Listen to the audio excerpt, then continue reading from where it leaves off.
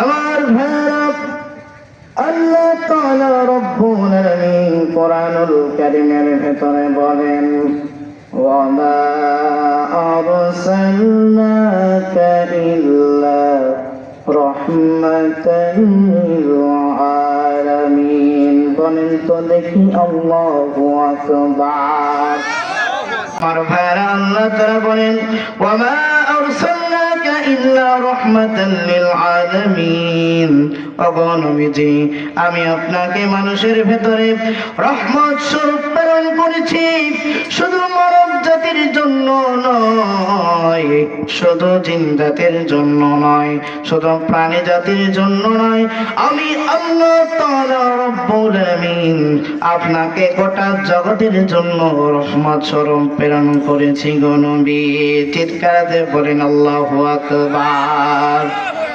আমার ভাইরা, সে রাহমাতাল লিল আলামিন, ওই নবী যাকে আল্লাহ তাআলা রব্বুল আলামিন সম্মান দান করেছেন, সেই নবীকে আবু লাহাবের স্ত্রী, আবু জাহেলের কন্যা উম্মে জামিল পাথর মারার জন্য আসতেছে। বলেন তো দেখি কে আসছে পাথর মারার জন্য? আবু লাহাবের স্ত্রী, আবু জাহেলের কন্যা উম্মে জামিল আমার নবীজিকে পাথর মারার জন্য আসতেছিল। পাশে আবু বকর সিদ্দিক রাদিয়াল্লাহু তাআলা আনহু বসা। বলেন তো দেখি কে বসা? আবু বকর সিদ্দিক রাদিয়াল্লাহু তাআলা আনহু বসা। আমার নবীজি নামাজ আদায় করতেছেন। বলেন তো দেখি কি আদায় করছেন? আমার ভাইরা, আবু লাহাবের স্ত্রী উম্মে জামিল যখন পাথর মারার নিকটবর্তী হয়ে গেল, আবার নবীজি বিশ্ব নবী মুহাম্মদুর রাসূলুল্লাহ সাল্লাল্লাহু আলাইহি ওয়াসাল্লামকে দেখতে পাচ্ছিল না। আমার ভাইরা, যখন আমার নবীজিকে খোঁজাখুঁজি করল, খুঁজে যখন আমার নবীজিকে পেল না, আবু বকরকে বলল, আবু বকর, তোমার বন্ধু মুহাম্মদ কোথায় গেল? কেন দেখতে পাচ্ছি না? আবু বকর বলল, দরকার যেহেতু তোমার, তুমি নিজেই খুঁজে নাও, আমি তোমাকে খুঁজে দিতে পারবো না। আমার ভাইরা, উম্মে জামিল যখন খোঁজাখুঁজি করে আমার নবীজিকে পেলেন না, তারপর উম্মে জামিল চলে গেল। আবু বকর সিদ্দিক রাদিয়াল্লাহু তাআলা আনহু আমার নবীজিকে প্রশ্ন করলেন, ওগো নবীজি, আপনার বিয়ান আসছিল আপনাকে পাথর মারার জন্য। বলেন তো দেখি কে এসেছিল? কথা বলেন।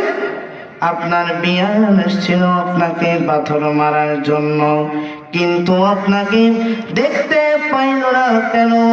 তারপর আবু বকরের প্রশ্নের উত্তরে আমার নবীজি বিশ্বনবী মুহাম্মদুর রাসূলুল্লাহ সাল্লাল্লাহু আলাইহি ওয়াসাল্লাম বললেন, আবু বকর রে, আমার আল্লাহ তাআলা রব্বুল আলামিন কোরআনুল কারীমের ভেতরে বলেন, وَإِذَا قَرَأْتَ الْقُرْآنَ جَعَلْنَا بَيْنَكَ وَبَيْنَ الَّذِينَ لَا يُؤْمِنُونَ بِالْآخِرَةِ حِجَابًا مَسْتُورًا।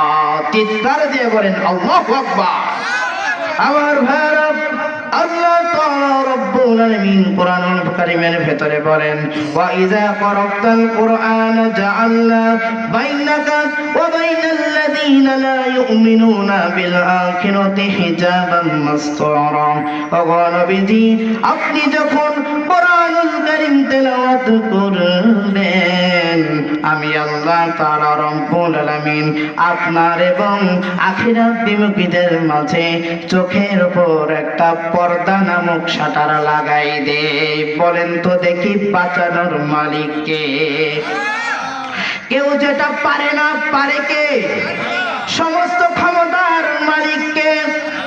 আল্লাহ তাআলা বলছেন, তাবারাকাল্লাযী বিয়াদিহিল মুলক ওয়া হুয়া আলা কুল্লি শাইইন কাদির। আওয়াজ করে পড়েন আল্লাহু আকবার। আমার ভাইরা, আল্লাহ তাআলা রব্বুল আলামিন বলেন সমস্ত ক্ষমতার মালিক হলাম আমি আল্লাহ। আমি আল্লাহ তাআলা রব্বুল আলামিনের উপরে কারো ক্ষমতা চলে না, ঠিক কি না? যাদের হৃদয়ে আছে আল্লাহর ভয়, তারা কভু পথ ভুলে যায় না। আল্লাহর প্রেম ছাড়াই দুনিয়ায় কারো কাছে কোনো কিছু চাই না, ঠিক কি না? রাতের আধারে যারা সিজদাতে রয়, দু চোখের অশ্রুতে নদী যেন বয়। ছলনার হাতছানি যতই আসুক, ছলনার হাতছানি যতই আসুক, পেছনে ফিরেও তাকায় না। যাদের হৃদয়ে আছে আল্লাহর ভয়, তারা কভু পথ ভুলে যায় না। আল্লাহর প্রেম ছাড়াই দুনিয়ায় কারো কাছে কোনো কিছু চাই না। চিৎকার দিয়ে বলেন ঠিক কিনা? আমার ভাইরা, ভয় করতে হবে কাকে? আমাদের রব হলো আল্লাহ। কে বলেন তো দেখি? আল্লাহ তাআলা বলেন আলাস্তু বিরাব্বিকুম, আমি কি তোমাদের রব নই? আমরা সঙ্গে সঙ্গে বলে দিলাম ক্বালু বালা, হ্যাঁ আপনি আমাদের রব। তাহলে সেই রবের ইবাদত করা যাবে তো ইনশাআল্লাহ? সে আল্লাহর পথে চলা যাবে তো ইনশাআল্লাহ? কোরআনের পথে যাবে তো, চলা যাবে তো ইনশাআল্লাহ? কেউ যদি কোরআনের মাহফিলে বাধা দিতে আসে, তাদেরকে পিঠে সাইজ করা যাবে তো ইনশাআল্লাহ? আল্লাহ তাআলা রব্বুল আলামিন আমাদের সবাইকে কবুল করুক। চিৎকার দিয়ে বলেন আমিন। আরো জোরে বলেন আমিন। আখির দাওয়ানা আনিল হামদুলিল্লাহি রাব্বিল আলামিন। আসসালামু আলাইকুম ওয়া রাহমাতুল্লাহ।